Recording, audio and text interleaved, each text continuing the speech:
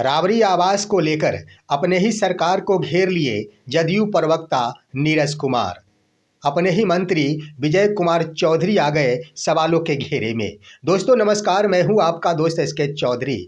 राबड़ी आवास का यह मुद्दा इन दिनों काफ़ी सुर्खियों में बनी हुई है और एक बार फिर से राबड़ी आवास को लेकर बिहार की सियासत काफ़ी गर्म है और इसको लेकर जब भी बयान दिया जाता तो खास तौर पर एनडीए के स्तर से, जदयू प्रवक्ता नीरज कुमार के स्तर से ही बयानबाजी की जाती है। लेकिन दोस्तों इन दिनों आखिर जदयू प्रवक्ता के द्वारा जो भी कदम उठाया जा रहा है वह कदम आखिर तेजस्वी प्रसाद यादव या फिर उनके परिवार के ऊपर कोई असर नहीं छोड़ता, बल्कि उनके ही सरकार को आखिर सवालों के घेरे में ला देता है। एक बार फिर से जदयू प्रवक्ता 29 दिसंबर 2025 को उन्होंने एक पत्र वैसा जारी किया जो पत्र आखिर अपने ही मंत्री विजय चौधरी के हाथों उन्होंने सुपुर्द कराया है और उस पत्र के माध्यम से उन्होंने बिहार सरकार के ऊपर सवाल उठाया तो वहीं मंत्री विजय कुमार चौधरी को सवालों के घेरे में खड़ा कर दिया है। आइए दोस्तों, आज के इस वीडियो में हम चर्चा करते हैं कि आखिर जदयू प्रवक्ता ने क्या कुछ लिखा है उस पत्र में। लेकिन उससे पहले अगर आपने अभी तक हमारे इस चैनल शौर्या हिंदी न्यूज़ को सब्सक्राइब नहीं किए होंगे तो कृपया अभी सब्सक्राइब कर लेंगे। दोस्तों आपको मालूम है कि राबड़ी आवास यानी 10 सर्कुलर रोड स्थित वो आवास जो सरकारी आवास है और वो सरकारी आवास खाली करने को लेकर भवन निर्माण विभाग की ओर से 25 नवंबर को नोटिस जारी किया गया था।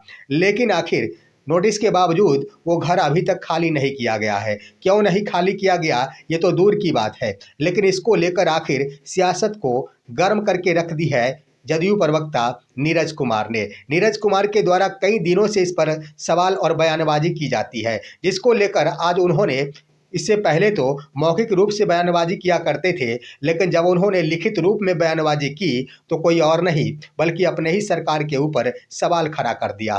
दोस्तों वो पत्र भी है जो आपके स्क्रीन पर है, जिसे आखिर जदयू प्रवक्ता नीरज कुमार के द्वारा लिखा गया है। यह पत्र लिखा किसे गया तो भवन निर्माण विभाग के माननीय मंत्री, और माननीय मंत्री कौन है तो माननीय मंत्री है माननीय मुख्यमंत्री श्री नीतीश कुमार के करीबी विजय कुमार चौधरी। उन्हीं के नाम से आखिर यह पत्र लिखा गया। लेकिन जरा सोचिए कि यह पत्र आखिर क्या इंगित करता है, इस पत्र से क्या साबित होता है। दोस्तों यहाँ पर इस पत्र के माध्यम से सरकार को ही घेर दिया गया है। वैसे जानबूझकर घेरा गया या फिर ना घेरा गया, लेकिन इतना जरूर है कि यह पत्र स्पष्ट करता है कि इसमें सरकार ही घेरे में आ गई है। दोस्तों इस पत्र में उन्होंने जो लिखा है वह स्पष्ट है। इसमें लिख दिया गया कि भवन निर्माण विभाग यह स्पष्ट करना चाहेंगे, यानी भवन निर्माण विभाग से वो सवाल पूछ रहे हैं। उनका कहना है कि 10 सर्कुलर रोड स्थित आवास राबड़ी देवी के नाम से आखिर अलॉट किया गया है और उस आवास में ढेर सारी सरकारी संपत्तियां हैं, जिसको लेकर आगे वो लिखते हैं कि उसके क्रम में आखिर विभाग यह स्पष्ट करे।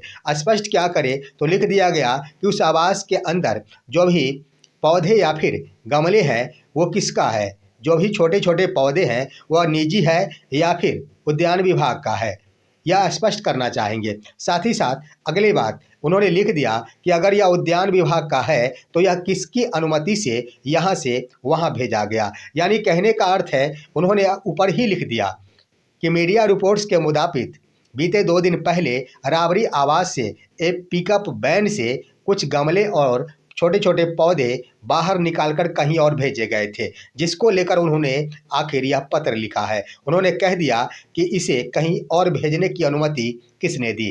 बातें यहीं पर समाप्त नहीं हुई दोस्तों, उन्होंने आगे लिखा है कि राबड़ी परिवार कोई भी यहाँ मौजूद नहीं है, उनके एक भी परिवार के सदस्य आखिर उस आवास में नहीं है। तो जब उस आवास में नहीं है तो एक पिकअप वैन को जो बाहरी गाड़ी है उसे अंदर प्रवेश की अनुमति किसने दी, यह विभाग स्पष्ट करे, माननीय मंत्री स्पष्ट करे। सवाल तो अपने ही सरकार से वो पूछ रहे हैं। साथ ही साथ उन्होंने कह दिया है कि यहाँ पर जो भी है सुरक्षात्मक दृष्टिकोण से इसकी निगरानी भी होनी चाहिए। अब सवाल उठ रहा है कि उन्हीं के द्वारा पूछा जा रहा कि किसकी अनुमति से आखिर एक पिकअप वैन अंदर प्रवेश किया है और अंदर प्रवेश हो जाने के बाद वहाँ से गमले और छोटे छोटे पौधे आखिर बाहर निकालकर कहीं और भेजा गया है। उन्होंने ये नहीं लिखा कि इस गमले को आखिर कहाँ भेजा गया, उस छोटे छोटे पौधे को कहाँ भेजा गया। साथ ही साथ उन्होंने ये भी कहा है कि मीडिया रिपोर्ट्स के मुताबिक यह स्पष्ट होता है कि वहां से छोटे छोटे पौधे अलग भेजे गए हैं। तो अब सवाल उठ रहा है कि आखिर सरकार को जवाब देना है। माननीय मंत्री विजय कुमार चौधरी जो भवन निर्माण विभाग के मंत्री है, उन्हीं से तो नीरज कुमार पूछ रहे हैं कि जब लालू परिवार कोई भी परिवार के सदस्य उस घर में मौजूद नहीं है तो उस परिवार में उस घर में आखिर किसने प्रवेश की अनुमति दी। आखिर उन्होंने ये नहीं कहा है कि उसने उस घर में पिकअप वैन को किसने लेकर गया, ये नहीं पूछते कि कौन लेकर गया है, वो ये पूछ रहे हैं कि किसकी अनुमति से उसमें अंदर गया है। यानी सवाल है यहाँ पर कि कोई भी सरकारी बंगला है और वह बंगला जहाँ कहीं भी हो, वहाँ अगर उस बंगले में रहने वाले कोई भी व्यक्ति मौजूद नहीं है तो सरकार के ऊपर यह जिम्मेदारी बनती है कि इसमें प्रवेश या फिर आन जान करने वाले व्यक्तियों को निगरानी में रखे। कौन व्यक्ति आखिर इसमें घुस रहा है और कौन व्यक्ति बाहर आ रहा है, इसकी निगरानी करना सरकार के ऊपर दायित्व होता है, जिसको लेकर आखिर मंत्री के ऊपर सवाल उठाया है जदयू प्रवक्ता नीरज कुमार ने।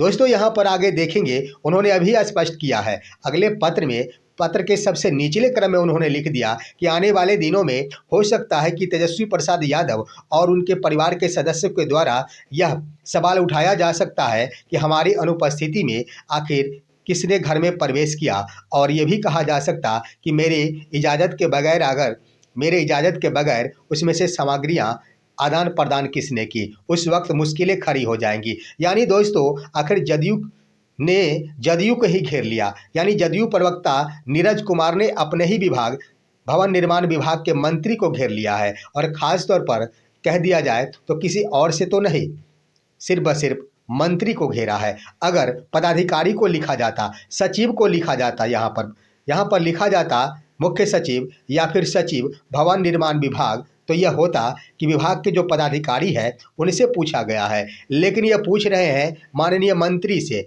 यानी विजय चौधरी को इसका जवाब देना है, सचिव को नहीं देना है। इसका सीधा सीधा अर्थ होता है कि नीरज कुमार डायरेक्ट ही आपत्ति जता रहे हैं विजय कुमार चौधरी के ऊपर और सवालों के घेरे में ला रहे हैं विजय कुमार चौधरी को। दोस्तों इस पर आप क्या कहेंगे, आखिर नीरज कुमार कौन सी दुश्मनी का बदला यहाँ पर चुका रहे हैं, देखना दिलचस्प होगा। और इस पर आप क्या कहेंगे, अपनी राय कमेंट के माध्यम से दीजिए। हमारे इस वीडियो को ज़्यादा से ज़्यादा लाइक और शेयर कीजिए, और अब दीजिए अपने दोस्त को इजाज़त। हम फिर मिलेंगे आपसे अगले वीडियो में, तब तक के लिए नमस्कार।